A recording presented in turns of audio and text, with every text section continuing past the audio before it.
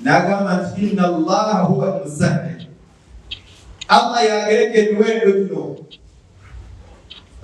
Naye Allah okugereka emiwendo gino okubanga mitono kisinzira ku bulongoofu bw'abantu b'omulembe. Allah okulinnyisa emiwendo kisinzira ku bwononefu bw'abantu. Kakati okulinnya kw'emiwendo kisoboka okuba nga tuli balongoofu nnyo oba nga tuli boononefu nnyo. Ne Allah tabaraka wa taala yayogera mu suratu Shura n'agamba nti wama asabakum min musibatin fabima kasabat aydikum wa ya'fu an kathir. Teri mbeera ejja mu nsi, ejja mu bantu okujjako ng'abantu abo bagirinamu omukono. Okulinnya kw'emiwendo gino nze ali wano maaso gammwe, nammwe abampuliriza, tulina omukono omunene Allah okubeera nti akozesa abagereka emiwendo okuba nti girinya.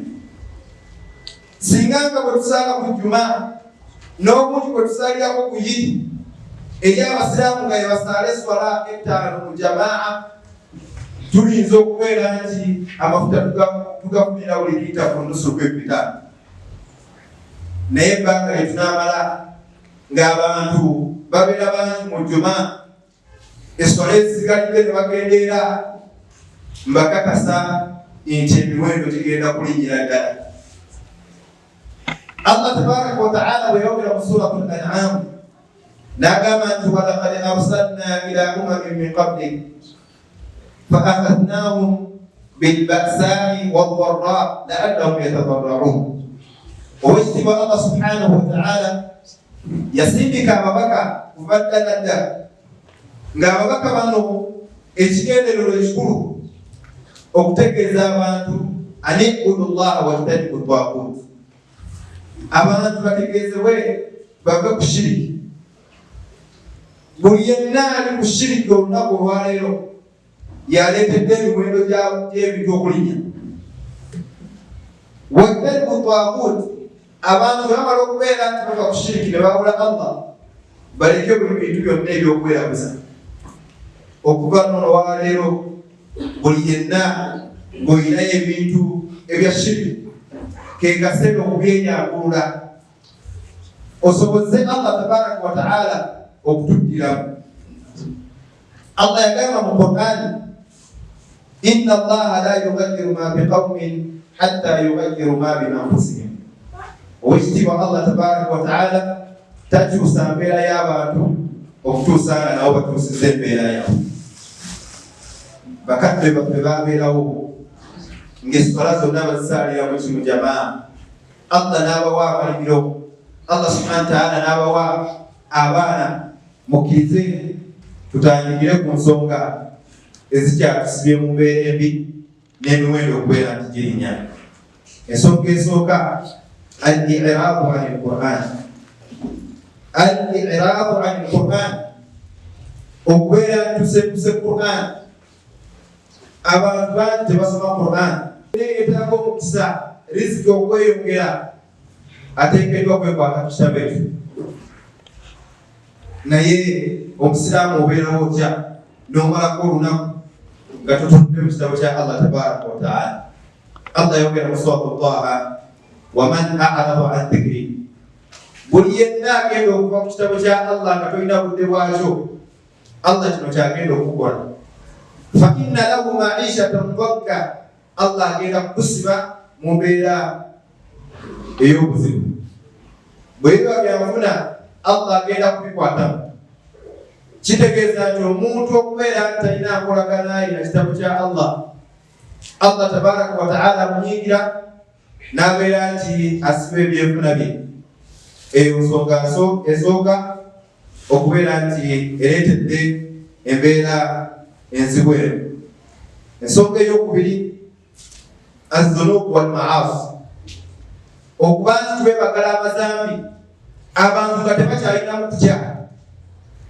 Ibnu Mas'ud omu ku basahaba, ono nno sahaba gwetugerako Abdullah ibn Mas'ud nga tuvudde wali ku Qur'an, yayogera ekigambo ekyaleeta olutiko ku basahaba banne n'agamba wallahi bino sibyogera kwewaana ma nazalat ayatun min kitabillah illa wa ana a'lam min ayna nazalat wa fima nazalat.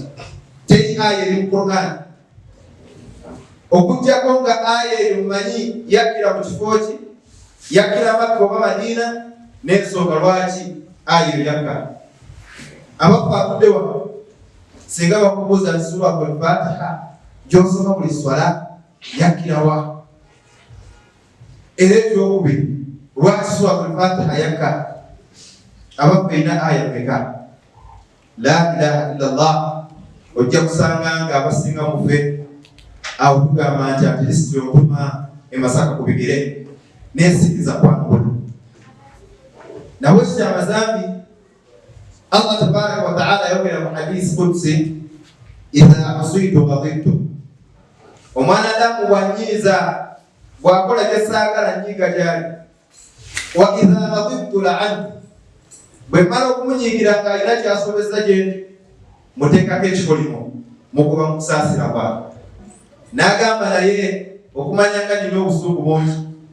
Wa inna la'anati tablughu sabi'an min alwalad. Ekikolimo ekyo kitwala paka ku kizzukulu ekyomusanvu. Tulina abaana wano, abaami, abakyala, ng'olwaleero risiki zeekutte, naye nga Mungu ababonereza olw'abakadde baabwe abaagayaalira esswala, olw'amazambi bakadde baabwe abamu ebaagwamu. Nawe kikyo kwalina abaana beera wakisa, osaalenga esswala 5 ng'ozisaala olw'okutereeza embeera y'abazzukulu abalijja nga toliiwo. Naye ebintu by'okudookinga esswala, abantu esswala 5 ze tulina okusaala, gwe n'osaalako 2, subuhi n'isha, n'osaala n'ejjuma n'ogenda n'ogamba nti kati Mungu amanja ki, n'ejjuma asalira bulayini esooka. Ebyo tebikola makulu.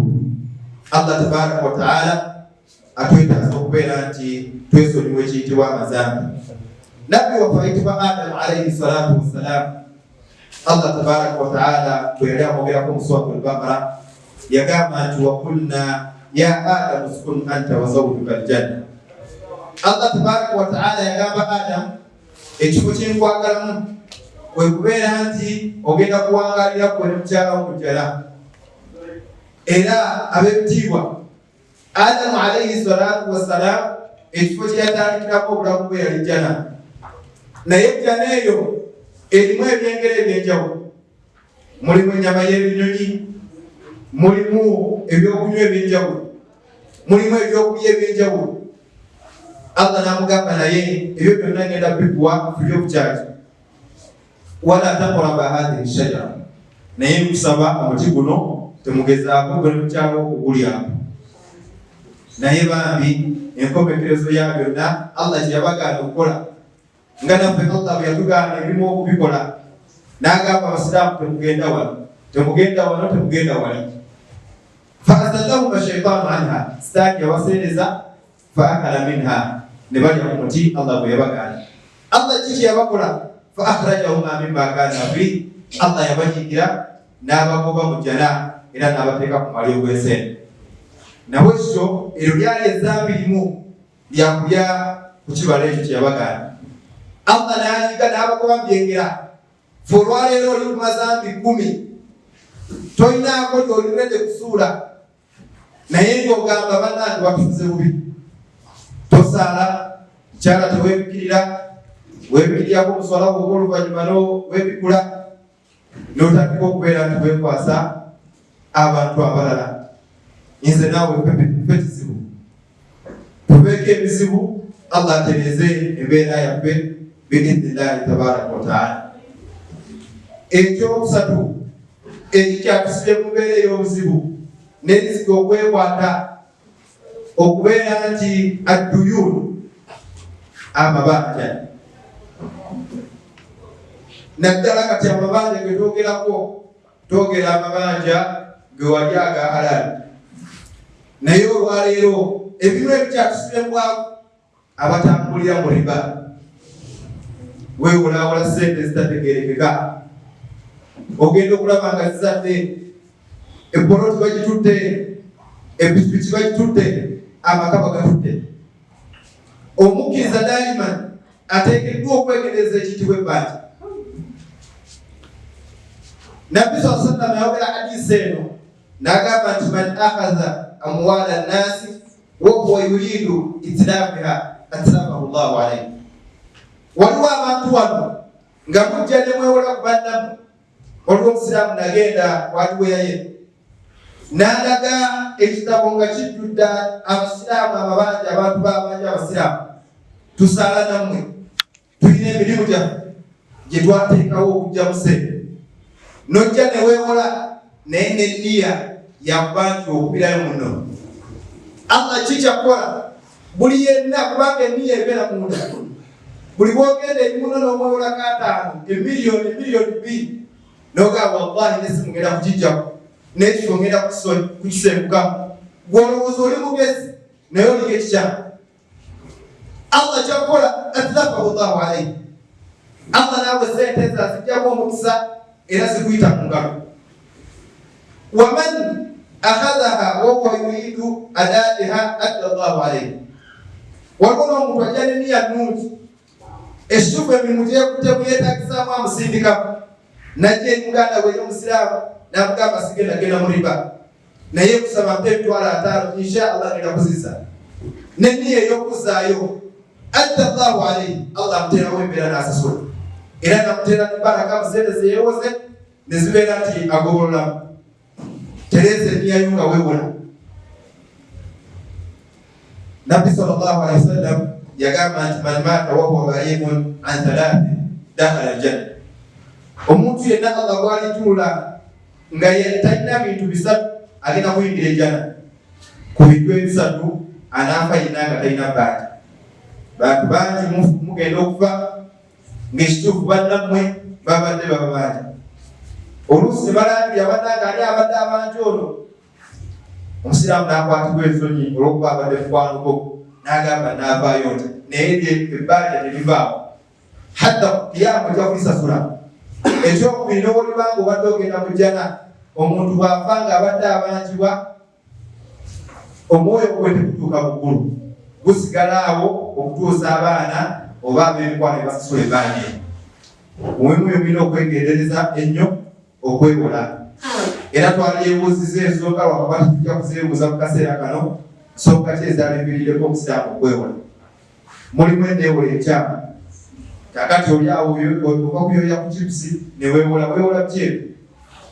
Bw'otalya chipusi ogenda kufa. Yeebuuza agenda ku weekend kukyakala mukaawa, ayagala kugula smartphone. Ezo si z'ensonga ezaalibadde omukkiriza nti yeewolerako biidhnillahi tabaaraka wa taala. Olw'okuba nti obudde bubeera butono, mukkirize tutunulyeko ku nsonga endala oba oliawo esobola okuviirako Allah tabaaraka wa taala okutereeza embeera eno. Ensonga esooka al-istighfar, okuyitiriza okwenenyeza Allah tabaaraka wa taala. Nabbi wa Allah subhanahu wa taala ayitibwa Nuuhu mu suratu Nuuhu mwennyini. Abantu be Allah yabafundawaliza embeera, ebyenfuna ne byekwata, abaana ne babula, ennimiro zonna ne zibeera nti zaasaanawo. Nuuhu yabagamba atya? Kyekigambo kyange kyenkuutira omwoyo gwange. Yabagamba fakultu astaghfiru rabbakum innahu kaana ghafaara. Abantu bange, abagoberezi bange, mbegayirira buli omu adde wansi ayenenyeze Allah tabaaraka wa taala. Allah tabaaraka wa taala innahu kaana ghafaara. Allah musonyiwa ekituli. Allah ayagala nnyo omuddu adda mu maaso ge n'agamba Allah bino mbitadde. Okuva n'olwaleero bino mbitadde sigenda kubiddira. Allah akola ki? Allah subhanahu wa ta'ala yursilu samaa alaykum midraa. Allah subhanahu wa ta'ala bwebanga nkuba yabadde asibye, Allah enkuba agita. Wa yumdidukum bi amwali, Allah abongeza sente, abawa omuliri gwa sente. Wa baniina, n'abatalina baana, mumaze emyaka 5 2, musobola okuba nga mulina bye mwasubya Allah, naye kasita mumwenenyeza Allah abagiramu n'abaweza. وَيَجْعَلْ لَكُمْ جَنَّاتٍ وَيَجْعَلْ لَكُمْ أَنْهَارًا. Era Allah tabaaraka wa ta'ala ajja kutuwa otusikiriza amalimiro, atusikirize n'emigga n'ebyobugagga ebirala byonna. Inna aqulu qawli hadha wa astaghfirullaha wa lakum ولسائر المسلمين من كل ذنب فاستغفروه إنه هو الغفور الرحيم وهو البر الكريم. okuyitiriza okwesabira. Waliwo abantu wano nga baggulawo omuzigo okwagala okubasabira. Omukkiriza daiman Allah ayagala akulabe. Bw'ayagala okusabira Allah wamukola kiki ekikutiisaayo? Ebyo byonna by'olabanga nti Mungu tasobola kwanukula bijjeewo, tereza ekolagana nayo n'omutonzi. Allah yayogera mu Suratul Baqara, qul wa idha sa'alaka ibadi anni fa inni qarib. Owange Muhammad sallallahu alaihi wasallam, abaddu bange bakubuuza ku Allah waabwe aliriddawa, kubanga babuuza Nabi sallallahu alaihi wasallam, aqaribun rabbuna fannaji, Allah wafa kumpi tumugogoole nga tumutegeeza ebizibu byaffe mukama, am ba'idun fannadi, oba ali waggulu tulekaane ng'abatali basiraamu abamu. Allah n'amugamba nti bagambe anni fa inni qarib, nze tebali bali kumpi nnyo. Ensonga zaabwe zonna nzirinze wano, naye waliwo Allah gw'atali kulaba. Weetati Allah obutakulaba, tula wansi weerereze Allah. Saalira ku Nabbi sallallahu alaihi wasallam yakula ensonga. Nabbi sallallahu alaihi wasallam agamba nti la yuraddu al-qada illa ad-du'a. Teri kisobola kukyusa mbeera yonna okujjako dduwa. Bonna abeekwata ku dduwa Allah yabanukula. Tunuulira Nabbi ayitibwa Musa alayhi salatu wassalam mu Suratul Qasas. Firawuna yamugoba e Misiri n'addukira mu kifo ekiyitibwa Madian. Bwe yatuuka Allah subhanahu wa ta'ala amunyumyako nti walamma walada ma'a Madyana wajada ummatan mina nnasi yasqun. Bwe yatuuka mu kifo ky'e Madyana akafu ke yatuukiramu, ensi gy'agezeemu tagimanyi, talinaayo nnyumba, talinaayo mukyala, talinaayo mulimu. Ensi ebifunda wadde, n'atuula kumpi n'amazzi, abantu bwe bakimanga amazzi, abalaalo bwe banywesezanga ebisolo byabwe. Fawajada min dunihim imra'atayn tazudan, abaali awo alikwatika, ali ku dduwaza asaba, agenda okulaba abalaalo balese engamiya, naye nga mulimu abaana bawala babiri. Abaana bano abawala nabo bazira engamiya balunda, naye abaana bano balina ensonyi era nga balina ensa. Abalaalo baali bakuba ekikonde mu kunywesa ki, ani asooka asinga abangi anywesa n'agenda. Nabbi Musa alayhi salatu wassalam n'abagamba, abaffe mwenga temunywesa ngamiya zammwe. Ne baanukula nti la nasqi hatta yusdara, tugenda kulinda bano babalirize, naffe abanafu tukole ki, tunywese. Nabbi Musa n'atabula ekikonde n'agamba nti nedda, era n'asinga abaali banywesa n'abanyweseza engamiya zaabwe. N'asaba edduwa egamba nti rabbi inni lima anzalta ilayya min khairin faqir. Edduwa eyo y'amaanyi. Bwe yasaba edduwa eno, Allah tabaraka wa taala kirakukola kwaba abaana abawala babiri baddayo, kubanga nga bwe tunaagamba nti bonna banywesa ssaawa 7, kwolwo baagenda 7 n'eddakiika 2, naye nga baakeerewanga ne batta ssaawa nga 10. Taata waabwe yababuuza nti leero nga mwanguye, ne bagamba tusanze omuvubuka n'atunywesezaamu. N'ababuuza, talina kigambo kyonna kyabasooseseeyo, tabasabye kanamba, kwa abavubuka temuyambira bya bwereere, ebyo temukolagana nabyo. Ono yali musajja wa ddiini, ne bagamba nti bannange wallahi okusinziira ku mbeera talina kigambo kyatusooseze. N'abagamba muddeeyo, yatuma omu ku abo abawala n'amugamba nti ddayo omugamba ajje wano. Baalina okwogerezeganya kwali bwangu, n'amubuuza nti obadde okola kyawo, n'amugamba nti ngobeddwa eri Firawuna mu Egypt, nenzija ku kifo kino, naye edduwa eyo amaanyi gaayo bamuwasa, bamuwa omu ku bawala babiri, ne bamuwa amaka, ne bamuwa n'omulimu okutandika okulunda engamiya ezo okumala emyaka 8, riwaaya ezimu ziraga emyaka 10, n'atandikirawo obugagga. Nawe kityo temuzanyisa dduwa. edduwa ey'okubiri Nabbi sallallahu alaihi wasallam lunaku lumu yajja n'afuna obuzibu ewaka, afunye abagenyi talina kyakulya, n'asaba edduwa egamba nti Allahumma inni as'aluka min fadlika wa rahmatika fa innahu la yamlikuha illa anta.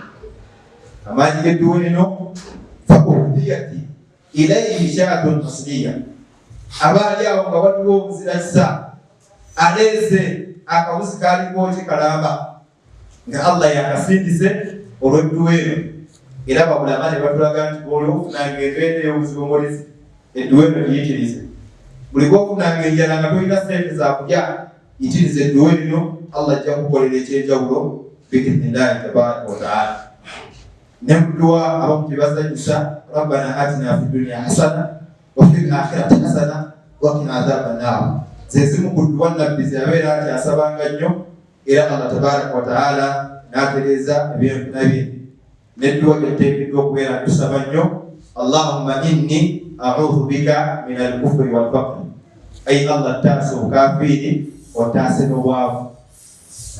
Naye Omusiraamu ezitonna edduwa nga gwe tolinayo dduwa ya riziki gy'osaba. N'ekisembayo bibadde bingi as-sadaqa. Abasiraamu tuyitirize okusaddaaka. Wama anfaqtum min shay'in fahuwa yukhlifuhu. Buli bw'okwata bw'oti n'owaayo, Allah kubisizaamu.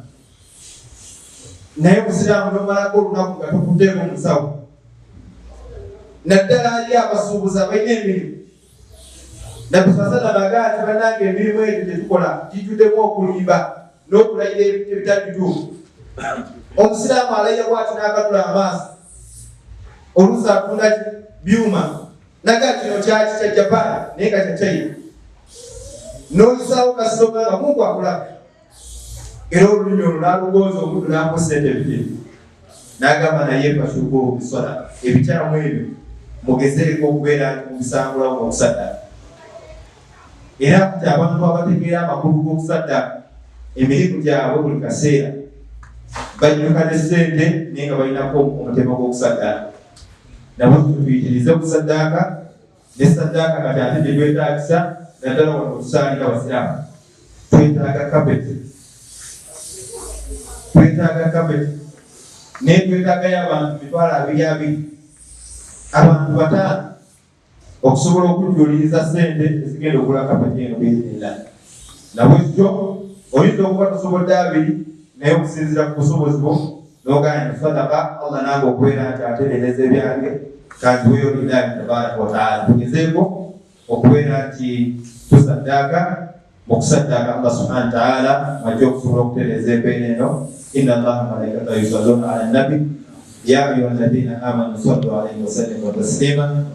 Allahumma salli ala Muhammad wa ala ali Muhammad kama sallaita ala Ibrahim wa ala ali Ibrahim innaka Hamidum Majid.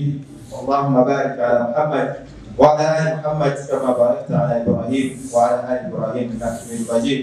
Warḍa Allahumma anil khulafa'ir rasyidin wa hum Abu Bakr wa Umar wa Uthman wa Ali wa an sa'iri ashabi ajma'in. Allahumma izzil al-islam wal muslimin wa adhill ash-shirka wal mushrikeen wa dammir a'da'a ad-din. Allahumma taqabbal minna innaka antas sami'ul 'alim wa tub 'alaina ya maulana innaka antat tawwabur rahim. Allahumma shfina washfi marḍana al-muslimin. Rabbana atina fid dunya hasanah wa fil akhirati hasanah wa qina adhaban nar. Wa aqim as-salah.